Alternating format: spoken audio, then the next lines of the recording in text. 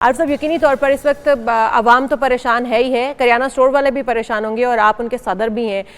क्या गवर्नमेंट ने लूप में नहीं लिया था आपको जब ये एक्सपोर्ट हो रही थी, और फिर जब इंपोर्ट होती है तो कीमतें तो यकीनी तौर पर जब इंपोर्ट के ऊपर ड्यूटी पड़ेगी और यकीनी तौर पर वो महंगे दामों हम खरीदेंगे तो हमें आवाम को भी महंगे दामों मिलेगी, करियाना स्टोर्स वालों को भी महंगे दामों मिलेगी। तो ये जो माफिया पीछे काम कर रहा है हुकूमत के साथ, क्या इनकी कोई गठजोड़ है, क्या हो क्या रहा है? बिस्मिल्लाहिर्रहमानिर्रहीम। एक तो आपने गठजोड़ का लफ्ज़ बोला ना, तो उसमें यह है कि अवाम उसमें कभी भी शामिल नहीं किया गया, अवाम को नहीं शामिल किया, ना कभी किसी से पूछा है कि हमने कितनी एक्सपोर्ट करनी फिर इंपोर्ट क्यों करनी है। ये चीज़ें हैं कि हमारी चीनी की जो खपत है वो कितनी है, हमें चाहिए कितनी चीनी और हमारे पास कितनी चीनी है। एक तो प्लस पॉइंट ये है कि मेरी छठी हिस्स ये कहती है कि हो सकता है इंपोर्ट ना की जाए। अच्छा। क्योंकि आपको 3.25 लाख टन चाहिए हर मंथ इस्तेमाल के लिए, और आपके पास तकरीबन 13 लाख टन चीनी पड़ी हुई और 4 मंथ आपके पास हैं। अगर चेक एंड बैलेंस रखा जाए तो आपको कोई ज़रूरत नहीं कि आप महंगे दामों बाहर से लें। 170 रुपये के तकरीबन पड़ेगी वो इंपोर्ट की हुई चीनी, और उसके ऊपर अखराजात अगर डालते हैं तो वो 200 प्लस कर जाएगी। तो अगर ज़रूरत की चीनी है आरिफ साहब, फिर ये 100% सामने नहीं है। ऐसी चीज़ है ना कि ये इसी हुकूमत में नहीं हुआ, पिछली हुकूमत में भी यही हुआ।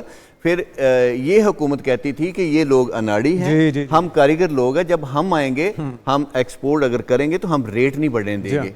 इसहाक डार साहब का भी यही था, शहबाज शरीफ साहब का भी यही था कि इन लोगों को नहीं तरीकाकार, हमें तरीकाकार है। अब 7.5 लाख टन तकरीबन इन्होंने पहले एक्सपोर्ट की। अगर आपके पास एक्स्ट्रा चीनी नहीं थी तो एक्सपोर्ट करने की ज़रूरत क्या थी? उससे पहले शहबाज शरीफ साहब ने ऐलान किया था कि हम चीनी एक्सपोर्ट नहीं करेंगे। वो आवाम के लिए बड़ा प्लस पॉइंट था कि आपकी अपने मुल्क की अपनी चीनी है, आप आवाम को रिलीफ देना चाहिए कि 125-30 वाली चीनी 170 रुपये तक गई, किसी ने नहीं पूछा। अब 180 मिलों ने खुद कहा था कि 140 पे लॉ कर दें, क्योंकि यही चीनी थी जो 115 में पड़ती थी। तो उस वक्त डिमांड इनकी थी कि 125 से 130 रुपये तक हमें बेचने दें। फिर 125 पे जब 140 पे मिलों ने कहा कि हमें लॉक कर दें, हम इस पे एग्री हैं कि ये रेट लॉक होना चाहिए, लेकिन उस वक्त गवर्नमेंट ने कभी भी ध्यान ही नहीं किया कि हमें चीनी को अच्छा, लेकिन आरिफ साहब जो बात आप कह रहे हैं, महंगाई तो इस वक्त हो रही है, कीमतें तो बढ़ रही हैं चीनी की, हम देख रहे हैं कि चीनी नापैद है, बहुत से स्टोर्स पर तो अवेलेबल नहीं होती, और अगर होती है तो महंगे दामों दस्तयाब होती है जो अच्छी वाली चीनी है। अगर आपकी बात को हम मान लें कि चीनी मौजूद है जितनी हमारी ज़रूरत है, अगर उसको तरीके के साथ इस्तेमाल किया जाता है, और 4 महीने आप कह रहे हैं वक्त है, उसके बाद शुगर दोबारा से बननी शुरू हो जाएगी, शुगर कैन आना शुरू हो जाएंगे, गन्ने की पैदावार जो वो शुरू हो जाएगी। अगर इस बात को मान लिया जाए तो फिर क्या ये आर्टिफिशियल महंगाई और डिमांड जो है वो दो पैदा की जा रही है? एक तो कई दफ़ा होता है कि सरकार अगर नेक नीति के साथ करे तो फिर प्रेशर बिल्ड किया जाता है कि हम बाहर से चीनी मंगवा रहे हैं, इंपोर्ट कर रहे हैं। हालांकि ये बराह रास्त ये खुद नहीं कर सकते, ऐसी तो है ही नहीं इनके पास ना ये चीज़ के बाहर से मंगवानी या नहीं मंगवानी। ऐसा हो सकता है कि ये प्रेशर बिल्ड कर रहे हों कि रेट इससे ज़्यादा ना बढ़े। हालांकि 130 वाली चीनी 190, 100-200 रुपये तो अभी भी बिक रही है ना, तो वो 70 रुपये किलो कैसे महंगी हुई? किसी ने पूछा? आपने नहीं, किसी ने भी नहीं पूछा। अगर चीनी हकीकत ऐसा है कि जब मिलों ने कल कहा है कि 1,22,00,000 तकरीबन बोरी हमारे पास पड़ी हुई, तो हमें इतनी ही चाहिए, ये आप कह सकते हैं कि पूरी है। ठीक है, लेकिन पूरी का मतलब पाकिस्तान में ये होता है कि कुछ नहीं है। चीनी का बिजनेस इतना महफूज पूरी क्यों बची है? सवाल ये है कि एक्सपोर्ट होने से पहले पता नहीं था। फिर ये आप जो प्राइसेस की बात कर रहे हैं वो सही प्राइसेस तो काश्तकार फिर भी रो रहा है कि उनको गन्ने की सही रेट नहीं मिलता। तीसरी चीज़ ये कि अब ये जो पैसा ये किसकी जेब में जाएगा? हुकूमत की जेब में भी उतने ही क्या पैसा जाता है, या सिर्फ ये जो जिनके ज़रिए असर हैं ये जो माफिया है उसका प्रेशर इतना ज़्यादा है कि झेल नहीं पाते हुकूमत और उनके पाकिस्तान में हाथ में खेलते हैं कि पूरी दुनिया में है माफिया एक अलग होता है, अशराफिया एक अलग होता है। हमारे मुल्क में ये है कि माफिया और अशराफिया एक ही हैं। इसकी वजह से आप कोई किसी को पूछ ही नहीं सकते। देखो, मुल्क ये अवाम का है, चीनी वो अवाम की थी। जब ज़िम्मेदार का गन्ना था, ज़िम्मेदार को रेट नहीं मिला। जिस वक्त ज़िम्मेदार से गन्ना उठा लिया गया उसको रेट, पहले नंबर पर रेट नहीं मिला, फिर साल से उसको पैसे नहीं मिलते, कोई उसकी हेल्प नहीं करता। जब आप उसको पैसे नहीं देंगे, अपने रेट, अपनी मर्जी का रेट लगाते हैं। सबसे पहले ये बदकिस्मती है कि अगर सरकार, पहले नंबर पे ये है कि सरकार को रेट रखना नहीं चाहिए। आप चेक एंड बैलेंस नहीं रख सकते, आप इंडस्ट्री को तबाह कर रहे हैं। गन्ना ओपन कर दें, मिलों को भी डी रेगुलेट करें। जैसे आपने 34 लाख टन गंदम मंगवाई थी तो इंडस्ट्री का आपने ज़राअत का बेड़ा गर्क कर दिया था।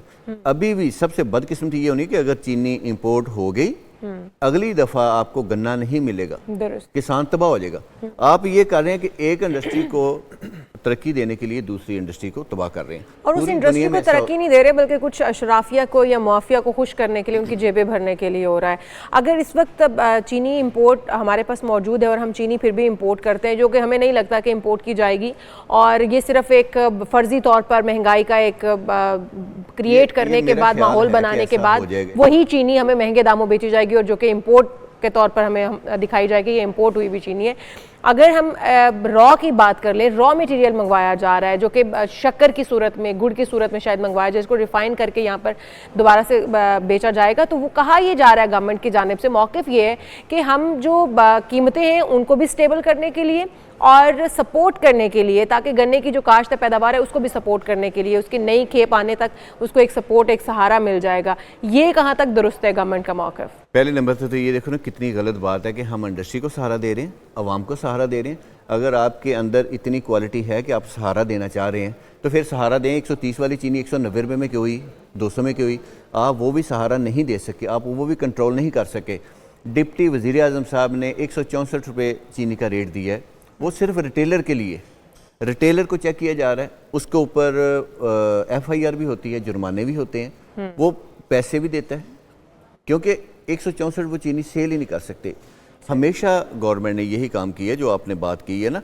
गवर्नमेंट कागज़ों में तो ऐसे बड़े अल्फाज बोलती है कि हम आवाम को रिलीफ दे रहे हैं, हम इंडस्ट्री को बचाना चाह रहे हैं, हालांकि इंडस्ट्री भी तबाह हो रही है, चीनी की इंडस्ट्री भी तबाह हो रही है। ये बदकिस्मती हमारी कि हमारी इंडस्ट्री का तकरीबन 3.5% इसका हिस्सा है शुगर का, कि 85, 84 या 85 के करीब मिले हैं हमारी, जो 45 पंजाब के हैं, 32 सिंध में हैं और 8 तकरीबन KP की में हैं, तो इसमें भी 62 के करीब हैं जो ऑपरेशनल है।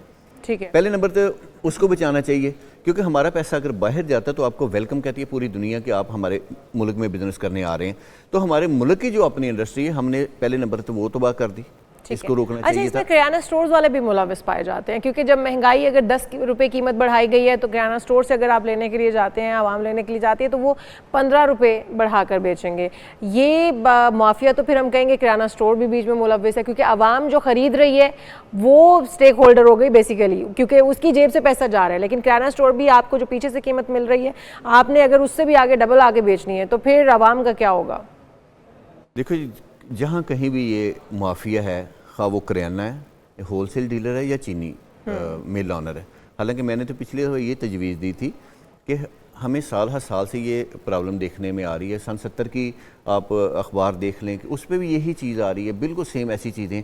तो फिर ये है कि इंडस्ट्री को बिठाएं, मिल ऑनर को बिठाएं, होलसेल डीलर जिसको आप माफिया भी कहते हैं, सट्टेबाज भी कहते हैं, उन लोगों को बिठाएं, और उसके बाद करियाना जो स्टेक होल्डर है, ये 3 और गवर्नमेंट के नुमाइंदे हैं, ये 4 स्टेक होल्डर हैं टोटल। 4 स्टेक होल्डर को बिठाएं, देखें कि किसकी जिम्मेदारी है, कहाँ जाके ये खराबी आ रही है कि हम साल हर साल से ठीक ही नहीं कर सकते। एक तो ये चीज़ करनी चाहिए। दूसरा, आपने कहा कि करियाने वाला भी माफिया है। एक तो चीज़ है कि 8 चीज़ें हैं जो सरकार डिसाइड करती है, इनके रेट्स तकरीबन सन 64 से लेके आज तक सरकार वो रेट डिसाइड नहीं कर सकी, उनको कंट्रोल नहीं कर सकी, आवाम को रिलीफ नहीं दे सकी। अब ओपन रेट हैं हर मिल के, आप नेट पे देखें सारे रेट लिस्ट के ऊपर अमल दरामद नहीं होता। आपको देखना 18,000 रुपया, एक जो सबसे अच्छी मिल है उसका 18,000 रुपया रेट है, एक्स मिल रेट। 9,000 रुपये का बैग बना 50 किलो वाला 180 रुपये किलो, और इसाक डार साहब ने जो रेट दिया हुआ है रिटेलर के लिए वो 164 है। 164 हम कैसे बेच सकते हैं? हम नहीं बेच सकते। हम जब पैसे देते हैं इंतज़ामिया को तो फिर वो दुकानदार हक समझता है कि मैं 5 की बजाय 10 लूँ। लेकिन कुछ चेक एंड बैलेंस तो होना चाहिए ना आरिफ साहब। वो अपनी मर्जी से जितना वो समझता है बेहतर उतना उसमें इजाफा कर देता है, और आवाम भी आखिर खरीदने में बिल्कुल आवाम के लिए ये तजवीज़ ठीक है कि तमाम स्टेक होल्डर्स को गवर्नमेंट का काम है कि लूप में लें, एक टेबल पे बिठाएं और सख्त सजाएं, जो वायलेशन करे उस SOP की उसको सख्त सजाओं का सामना हो, ताकि ये जो एक आवाम को खमियाजा भुगतना पड़ रहा है महंगी चीनी खरीदने की सूरत में, ये बंद हो। बहुत शुक्रिया।